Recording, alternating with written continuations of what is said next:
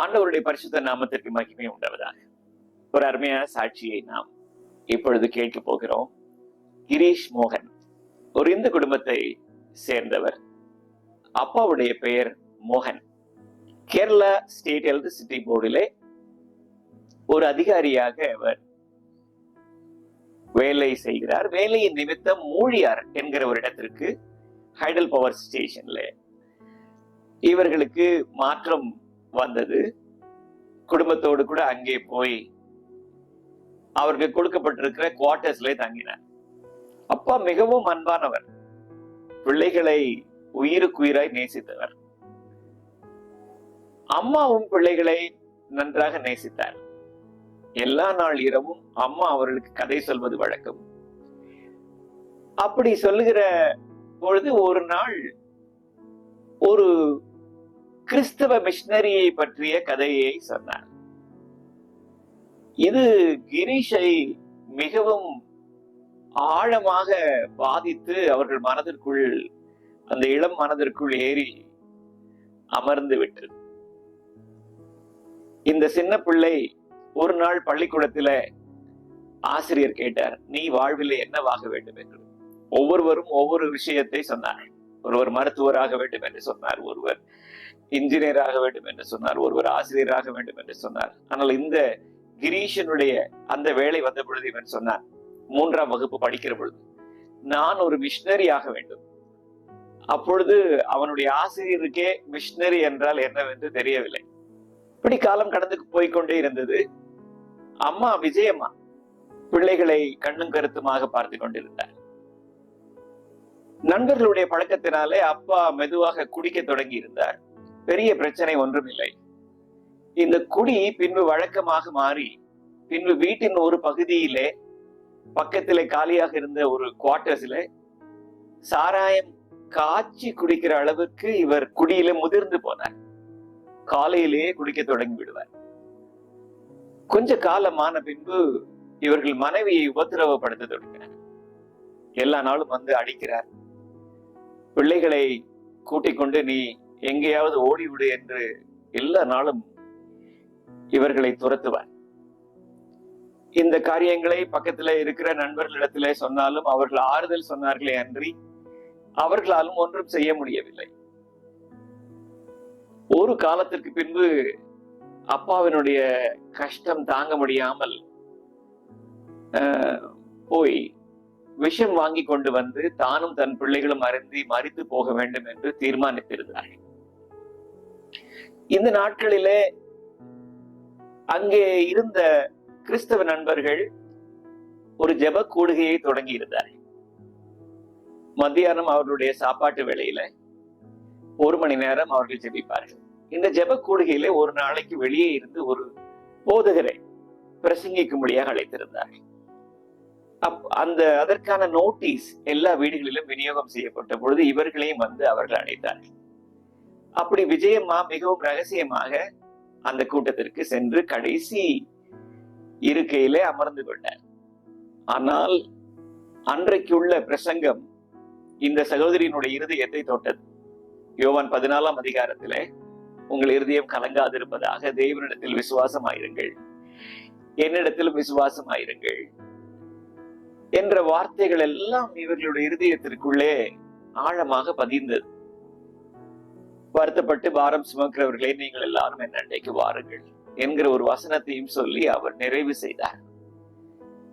அந்த கூடுகையிலிருந்து அவர்கள் வீட்டிற்கு வருகிற வழியில் யாரோ ஒருவர் அவர்களுக்கு ஒரு புதிய ஏற்பாட்டை பரிசாக அளித்தார். அவர்கள் அதை திறந்து பார்த்த பொழுது யோவான் எழுதின சுவிசேஷம் 14ஆம் அதிகாரம் 18ஆம் வசனம் அவர்கள் கண்களிலே பட்டது. நான் உங்களை திக்கற்றவர்களாக விடேன், நான் உங்களிடத்திற்கு வருவேன் என்கிற வேத வசனம் இவருடைய இருதயத்திலே குடிகொண்டு விட்டது. அன்று முதல் இவர்களுடைய ஜெபம், ஆண்டவரே எங்களை திக்கற்றவர்களாக விடாதிரும், எங்களை திக்கற்றவர்களாக விடாதிரும். இது மட்டும்தான் ஜெபம். பிள்ளைகள் இதை பார்க்கிறார்கள், அப்பாவினுடைய துன்புறுத்தலை பார்க்கிறார்கள். இவர்கள் கொஞ்ச நாட்களுக்கு பின்பு ரகசியமாக அவர்கள் வேதத்தை வாசிக்கவும் நண்பர்கள் நடத்துகிற ஆராதனை கூட்டங்களிலே கலந்து கொள்கிறதையும் வழக்கமாக மாற்றிக்கொண்டிருந்தார். மிக மோசமான சூழ்நிலையில் புருஷன் தன்னை நடத்துகிறதை அறிந்திருந்தாலும் இப்படி இவர்கள் ரகசியமாக ஆண்டவராகிய இயேசுவை ஆராதிக்கிறதை அந்த நண்பர்களால் பொறுத்து கொள்ள முடியாமல் மோகனை, விஜயம்மாவினுடைய புருஷனை அவர்கள் உணர்ச்சி வசப்படும்படியாக தூண்டிவிட்டார்கள். வேறு மதத்தை இவள் பின்பற்றுகிறாள் என்று ஒரு இந்த மனைவியை பற்றி புருஷனிடத்திலே தூண்டிவிட்டார். ஒரு நாள் அவர் தன்னுடைய மனைவியை கொல்வதற்காக ஒரு கட்டாரியை வாங்கி ஒரு தோல் பையிலே போட்டு இடுப்பிலே சொருகி கொண்டு தன்னுடைய வேலை முடித்து வீட்டுக்கு வருகிறார். வருகிற வழியிலே பக்கத்து வீட்டுக்காரர்கள் எல்லாரையும் எச்சரித்து விட்டு வந்து விட்டார். இன்றைக்கு என் மனைவியோ பிள்ளைகளோ உங்கள் வீட்டுக்கு வந்தால் நீங்கள் அவர்களை உங்கள் வீடுகளில் ஏற்றுக்கொள்ளக்கூடாது. அவர்கள் எல்லாரும் 7 மணிக்கே விளக்கு எல்லாம் அணைத்து இவருக்கு பயந்து கதவை சாத்தி கொண்டார்கள். விஜயம்மாவிடத்துல கிரீஷ் தம்பியும் 2 பேரும் கேட்கிறார், அம்மா, ராத்திரி அப்பா நம்மை கொலை செய்து விடுவாரா? விஜயம்மா சொல்லுகிறாள், இல்லை, அப்படியெல்லாம் ஒன்றும் நடக்காது என்று சொல்லி பிள்ளைகளை தேற்றுகிறாள், ஆறுதல் படுத்துகிறாள். ராத்திரி ஒரு 11:30 மணி ஆன பொழுது அப்பா வந்து கதவை தட்டுகிறார். இவர்கள் பாதுகாப்புக்காக வேறொரு அறையிலே, என்றைக்கும் தங்குகிற அறையை விடுத்து வேறொரு அறையிலே படுத்திருக்கிறார். ராத்திரி ஒரு 11:30 மணிக்கு அப்பா வந்து கதவை தட்டுகிறார். கிரீஷ் எழுந்து கதவை திறக்க முற்பட்ட பொழுது அம்மா அவனை தடுத்து திறக்காதே என்று சொன்ன பொழுது அப்பாவினுடைய தட்டல் கூடிற்று. அம்மா கிரீஷின் இடத்து, வா, நாம் இந்த ஜன்னல் வழியாக தப்பித்து வெளியே போய்விடுவோம். ஜன்னல்களிலே கிராதிகள் இல்லை, அந்த அழிகள் இல்லை, அந்த வெறும் கதவுகள் மட்டும் இருக்கிற ஜன்னல். அது வழியாக அம்மாவும் தன்னுடைய தம்பியும் குதித்து தப்பித்து ஓடிவிட்டார். சற்று நேரத்திற்கெல்லாம் அப்பா கதவை மிதித்து திறந்து விட்டார். அந்த நேரத்திற்கு கிரீஷும் அந்த ஜன்னல் வழியை குதித்து இருட்டிற்குள் ஓடி போய்விட்டான். அம்மாவையும் தம்பியும் தேடுகிறான். இருட்டிலே அவனுக்கு ஒன்றும் தெரியவில்லை. அடர்ந்த காடுகள் மூழியாறிலே. அப்படி இந்த பையன் ஓடி கொஞ்ச தூரம் போன பொழுது வர்கீஸ் என்கிற ஒரு கிறிஸ்தவ விசுவாசியினுடைய வீட்டு வாசலிலே போய் நிற்கிறான். 12 மணிக்கு அந்த கதவை தட்டுகிறான். அவர்கள் கதவை திறந்து பார்த்த பொழுது இந்த அதிகாரியின் பையன் அங்கே நிற்கிறான். என்னவென்று கேட்டுக்கொண்டிருந்த பொழுதே அம்மாவும் வேறு ஒரு வழியாக அதே வீட்டிற்கு ராத்திரியிலே வந்து சேர்ந்தார். காரியம் என்னவென்று இவர்கள் வினவின பொழுது இந்த காரியத்தை முழுவதும் சொன்னார்கள். அப்பொழுது இந்த வர்கீஸ் என்கிறவர் இந்த வீட்டிற்குள் இவர்களை ஏற்றுக்கொண்டு ஒரு ஸ்டோர் ரூம்ல அம்மாவையும் 2 பிள்ளைகளையும் தங்க வைத்தார்.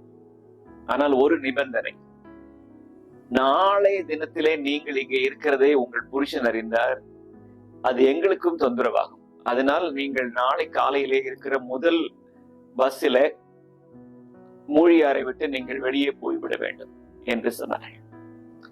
அப்படி கொஞ்சம் பணத்தையும் அவர்கள் கையிலே கொடுத்து 5:30 மணிக்கு பத்தனந்திட்டை என்கிற ஒரு இடத்திற்கு போகிற ஒரு பஸ்ஸில அம்மாவையும் பிள்ளைகளையும் வெறும் கையாக கொஞ்சம் பணத்தை மாத்திரம் கொடுத்து அவர்களுக்காக ஜெபித்து இந்த குடும்பம் இவர்களை பஸ் ஏற்றி விட்டது.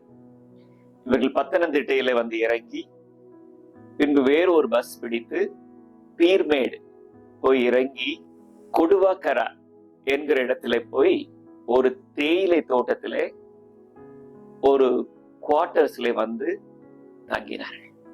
பக்கத்திலே ஒரு ஆலயம் இருந்தது, ஒரு ஷாரன் ஃபெலோஷிப் என்கிற ஒரு ஆலயம் இருந்தது.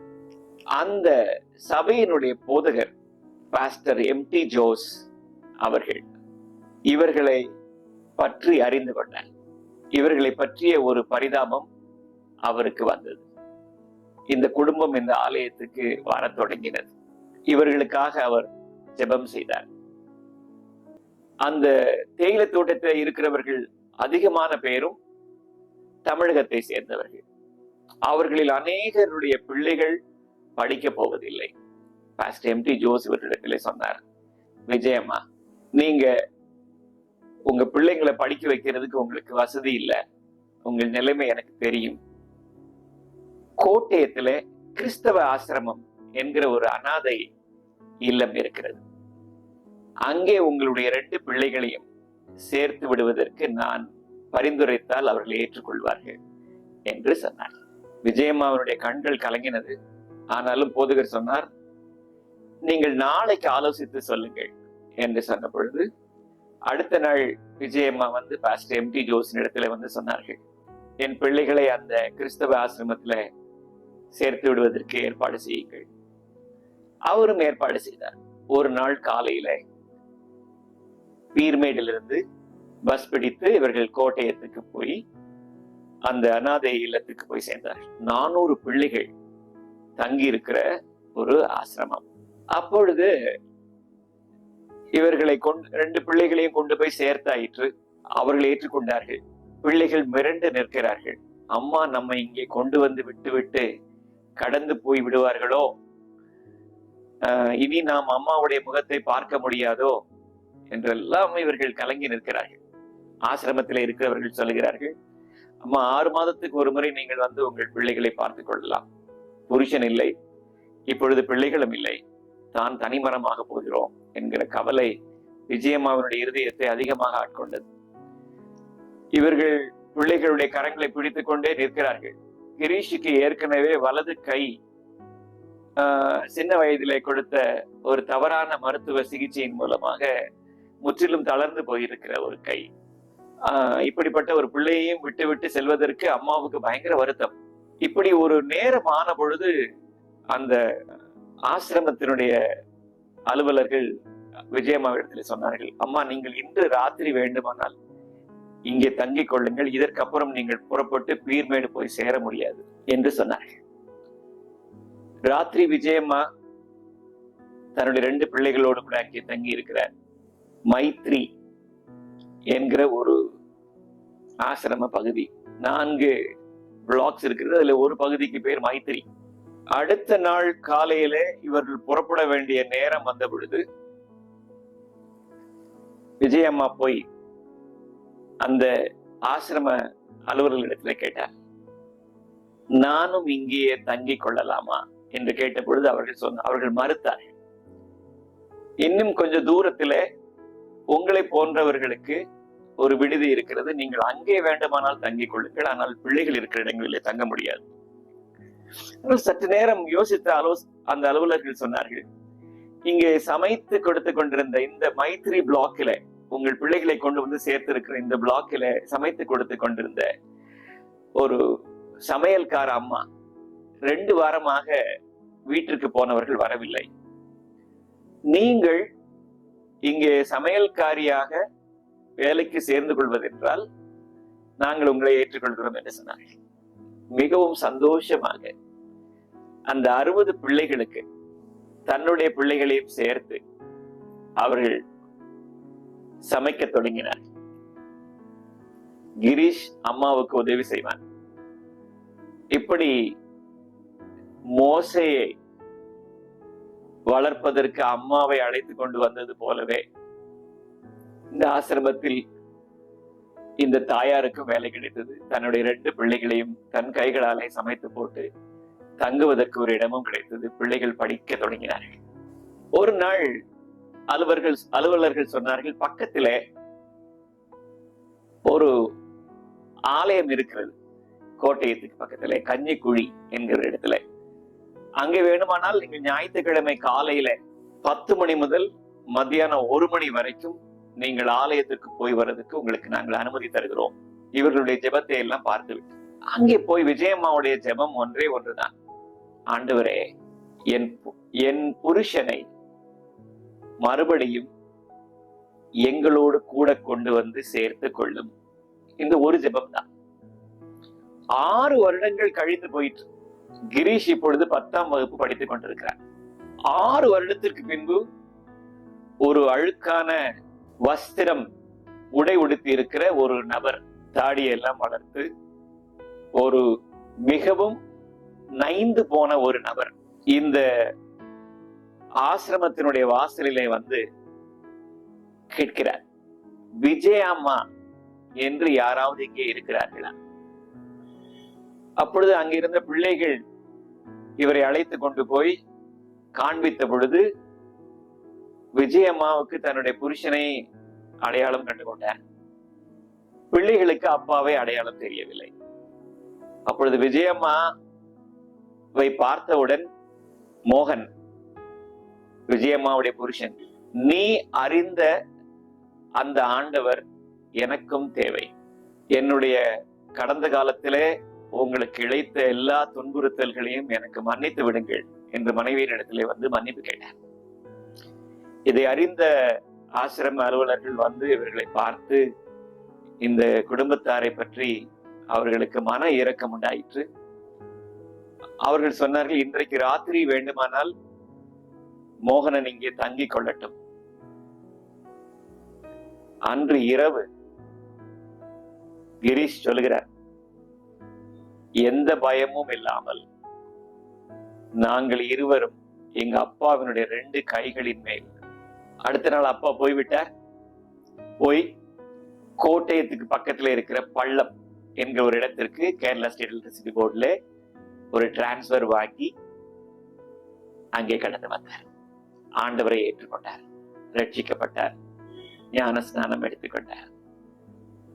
ஒரு நல்ல சுவிசேஷகராக மாறி போனார். பார்க்கிறவர்களுக்கு எல்லாம் சுவிசேஷம் அறிவிக்கிற ஒரு மோகனன். அப்படிப்பட்ட ஒரு பெரிய மாற்றம். ஒரு தாயாரினுடைய ஜெபம், ஆண்டவரே எங்களை திக்கற்றவர்களாக விடாது. மறுபடியும் இந்த குடும்பம் ஒன்று சேர்ந்தது.